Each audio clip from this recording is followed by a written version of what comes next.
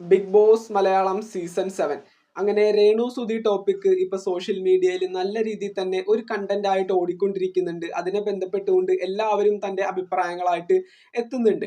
അപ്പൊ എന്തൊക്കെയാണെങ്കിലും രേണു സുധി ഇതിനെ ബന്ധപ്പെട്ട് സംസാരിക്കുന്ന സമയത്ത് സോഷ്യൽ മീഡിയ പ്ലാറ്റ്ഫോമുകളിൽ വീടിനെ ബന്ധപ്പെട്ടും അതുപോലെ തന്നെ ഇപ്പൊ സോഷ്യൽ മീഡിയയിൽ ഉണ്ടാവുന്ന പല കാര്യങ്ങളെ ബന്ധപ്പെട്ടുകൊണ്ടും റെസ്പോണ്ട് ചെയ്യുന്ന സമയത്ത് രേണു സുധി അതിൻ്റെ ഒപ്പം കൂട്ടിച്ചേർക്കുന്ന ഒരു കാര്യമാണ് ബിഗ് ബോസിൻ്റെത്.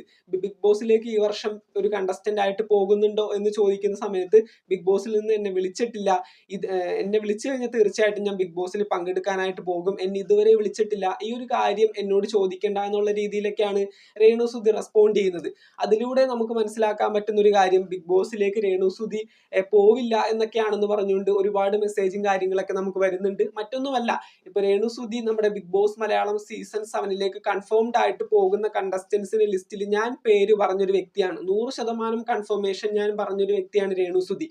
അപ്പോ രേണു തന്നെ ഇങ്ങനെ പോകുന്നില്ല എന്നൊക്കെയാണ് പറയുന്നത്. അപ്പൊ രേണു ഉണ്ടാവും എന്നൊക്കെ ചോദിച്ചുകൊണ്ട് ഒരുപാട് മെസ്സേജുകൾ കിട്ടുന്നുണ്ട്. അതുപോലെ തന്നെ രേണു ബിഗ് ബോസിൽ പങ്കെടുപ്പിക്കരുത്, ഇത്തരത്തിലുള്ള ആൾക്കാർക്ക് അനാവശ്യമായിട്ടുള്ള ഫെയിം ഉണ്ടാക്കാനായിട്ട് സഹായിക്കരുത് എന്നുള്ള രീതിയിലൊക്കെ പല കമന്റ്സും വരുന്നുണ്ട്.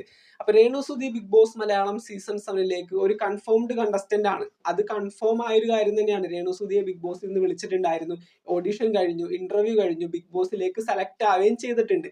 അപ്പൊ എല്ലാവരും ചോദിക്കുന്ന ഒരു കാര്യം, സോഷ്യൽ മീഡിയയിൽ ഇത്രയും ഇതായിട്ട് അപമാനിക്കപ്പെടുന്നു, അതായത് ഇപ്പൊ സ്വന്തം മക്കളുടെ പേരിലും അല്ലെങ്കിൽ എന്താണ് ഈ പറയുന്ന സുധിച്ചേട്ടന്റെ ട്രോഫിയും കാര്യങ്ങളൊക്കെ എടുത്ത് കട്ടിലിന്റെ അടിയിൽ വളരെ മോശമായിട്ട് ഇട്ട കേസിലും അതുപോലെ തന്നെ വീടിന്റെ കാര്യത്തിൽ ചോർച്ചയുണ്ടെന്നൊക്കെ പറഞ്ഞുകൊണ്ട് വളരെ മോശമായ ഒരു ആർഗ്യുമെന്റ് സോഷ്യൽ മീഡിയയിൽ വന്നിരുന്ന് സോഷ്യൽ മീഡിയ അനാവശ്യമായിട്ട് ഉപയോഗിക്കുന്ന രീതിയിലൊക്കെ ഇനി ബിഗ് ബോസിലേക്ക് എടുക്കോ അല്ലെങ്കിൽ സെലക്ട് ആയെങ്കിൽ അവർ മാറ്റോ എന്നൊക്കെ ചോദിക്കുന്നവരുണ്ട്. അപ്പോൾ ബിഗ് ബോസിന് സത്യം പറഞ്ഞാൽ വേണ്ടത് കണ്ടന്റുകളാണ്. രേണു സുധി ഇപ്പൊ വന്നു കഴിഞ്ഞിട്ടുണ്ടെങ്കിൽ ബിഗ് ബോസിൽ ഏറ്റവും കണ്ടന്റ് കൊടുക്കാൻ പറ്റുന്ന ഒരു വ്യക്തിയായിട്ട് മാറാനായിട്ട് രേണു സുധിക്ക് സാധിക്കും എന്നുള്ളത് എനിക്ക് 100% കൺഫേംഡ് ആണ്. ബിഗ് ബോസിന് വേണ്ട രീതിയിൽ ഒരു കണ്ടന്റ് തീർച്ചയായിട്ടും രേണു സുധിക്ക് ഈ ഒരു സാഹചര്യത്തിൽ കൊടുക്കാനായിട്ട് സാധിക്കും.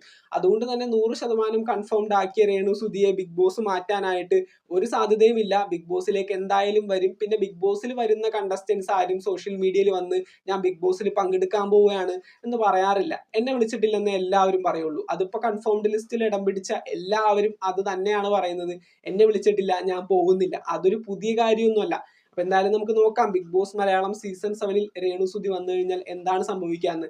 രേണു സുധിയെ ബന്ധപ്പെട്ടുള്ള മറ്റുള്ള എല്ലാ വീഡിയോസും നമ്മുടെ ചാനലിൽ അപ്ലോഡ് ചെയ്തിട്ടുണ്ട്. കാണാത്തവരാണെങ്കിൽ തീർച്ചയായിട്ടും ചാനലിൽ കയറി കാണാനായിട്ട് ശ്രമിക്കാം. ബിഗ് ബോസ് മലയാളം സീസൺ 7 ബന്ധപ്പെട്ടുകൊണ്ട് പുതുപുത്തൻ വിശേഷങ്ങൾക്കായിട്ട് ചാനൽ ഇതുവരെ സബ്സ്ക്രൈബ് ചെയ്യാത്തവരാണെങ്കിൽ ഒന്ന് സബ്സ്ക്രൈബ് ചെയ്ത് സപ്പോർട്ട് ചെയ്യുക. വീഡിയോ ലൈക്ക് ചെയ്ത് കാണുന്നവർ ഒന്ന് ലൈക്കും കൂടി ചെയ്തേക്കാം. നിങ്ങളുടെ വലിയ അഭിപ്രായങ്ങൾ താഴെ കമന്റുകളായിട്ട് അറിയിക്കുക. നമുക്ക് മറ്റൊരു വീഡിയോ വീണ്ടും കാണാം. താങ്ക്